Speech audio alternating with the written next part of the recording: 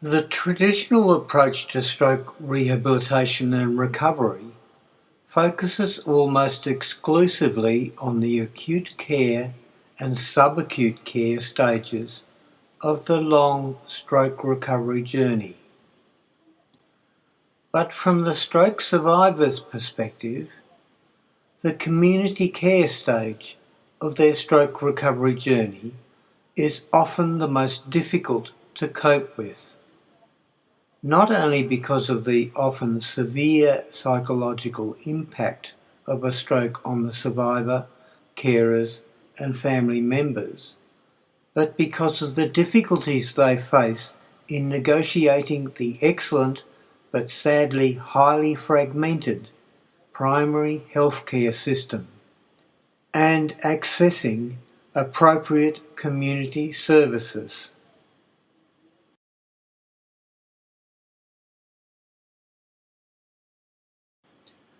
For most stroke survivors, their long stroke recovery journey commences when they are admitted into an acute care hospital with symptoms of a stroke.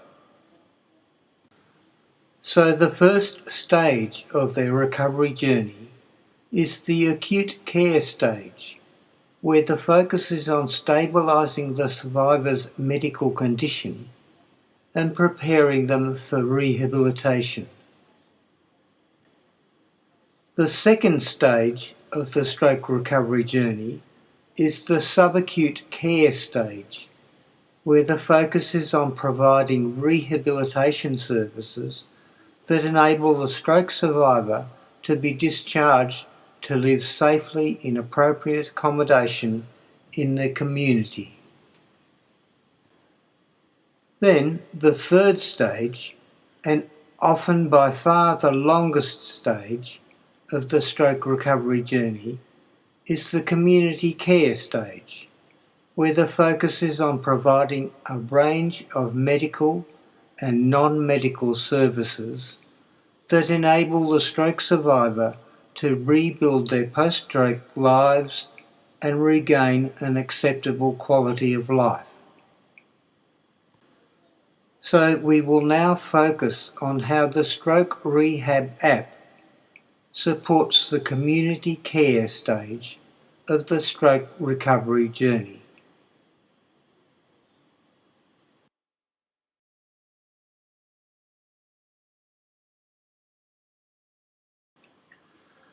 This diagram identifies the main classes of data objects that represent the knowledge that stroke survivors and their carers need to know to navigate the full range of community-based medical and non-medical services once they are discharged back into their communities, whether they be living in metropolitan, regional or rural communities.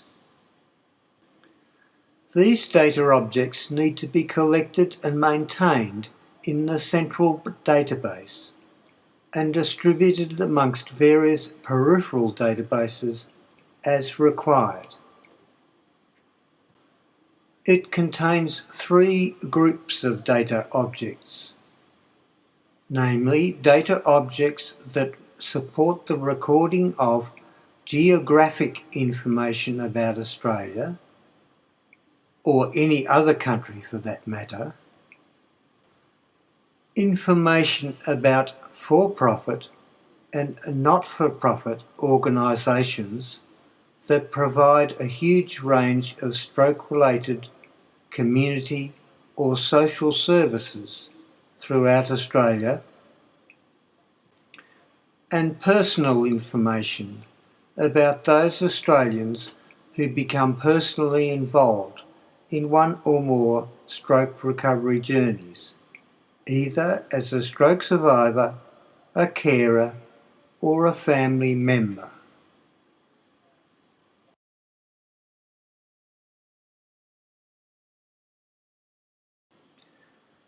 And this diagram identifies two more groups of data objects, namely data objects that support the recording of chronic disorder information, which outlines the recovery stages and service categories that are relevant to someone recovering from any chronic disorder, such as stroke. And service delivery information that records what services were actually offered by service providers and delivered to particular stroke survivors. Each of these data object classes described in this and the previous slide will now be described in more detail to show how the Stroke Rehab app will support the management of a stroke survivor's recovery journey.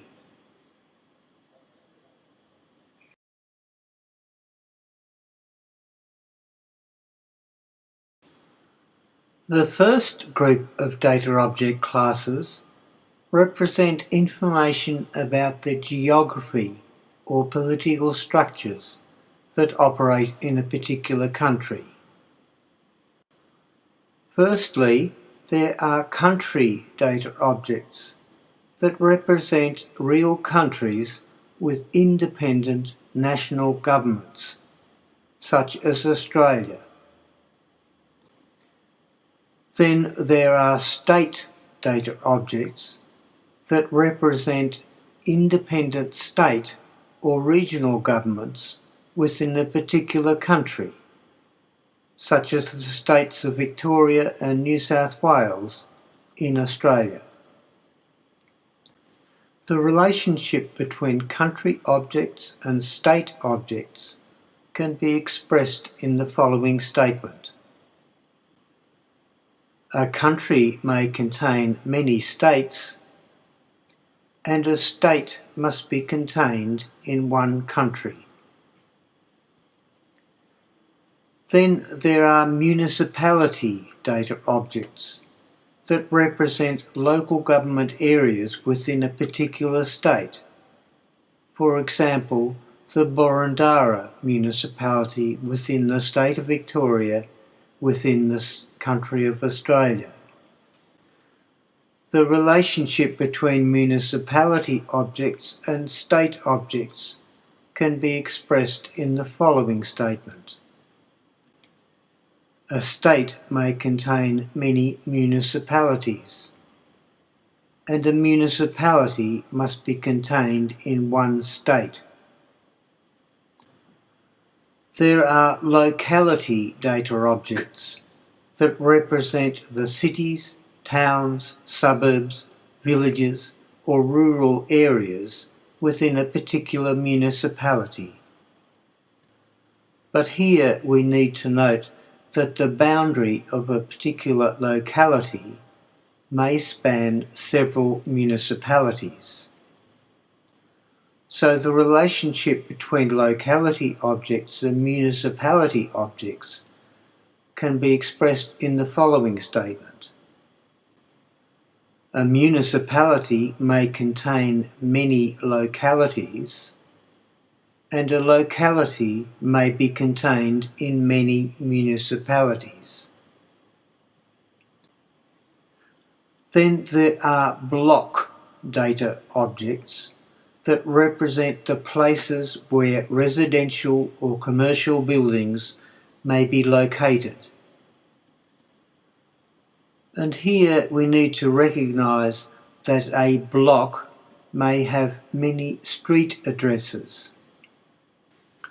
For example, a block may have the equivalent addresses of 7 Flinders Street, Melbourne, and Young and Jackson's. So the relationship between block objects and locality objects can be expressed in the following statement. A locality may contain many blocks, and a block may be contained in one locality. In this way, the central database contains geographic information that is relevant to any service provider or consumer in any metropolitan, regional or rural community within Australia.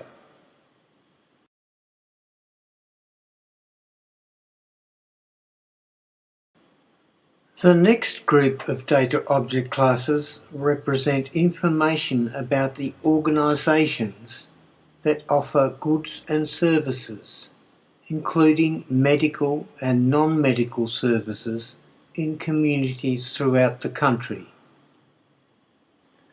Firstly, we need to differentiate between the legal entity, called an organisation, and the operational entity, called an office. So we define organisation data objects to identify the legal entities operating in the stroke recovery and rehabilitation industry, for example, the National Stroke Foundation. And we define office data objects to identify the operating entities that actually provide goods and or services to stroke survivors and their carers. For example, the organisation called the National Stroke Foundation has 3 offices. Its head office, located in Bourke Street, Melbourne, and regional offices located in Wellington Street, North Hobart, and Aberdare Road, Nedlands. Next, we need to recognise that each organisation may be classified in many different ways, including whether they are for-profit or not-for-profit organisations. They may also be classified by the type of product or service they offer, such as hospitals, medical clinics, or local government agencies. Then we must recognise that each organisation must have at least one office through which it delivers its services. This means that the products and services are offered by the office rather than the organisation. And each office must operate out of a commercial building which is located on a particular block. This fact is still relevant for an organisation that operates solely through the internet. For example, the NSF's head office operates from office space in a building on a block whose street address is Level 7, 461 Bourke Street, Melbourne, Victoria. Each office may be associated with many different street, postal, telephonic, or electronic, or email and website addresses that can be used by their clients and potential clients to obtain information, goods or services. Again, we can easily use the geographic information we talked about earlier, along with the office and block data, to determine which locality, which municipality, which state, and which country an organisation or office operates in. These data objects can be stored in the central database and distributed to various stakeholder databases as required. For example, it may be distributed to databases used by a survivor, or to the databases used by stroke liaison officers.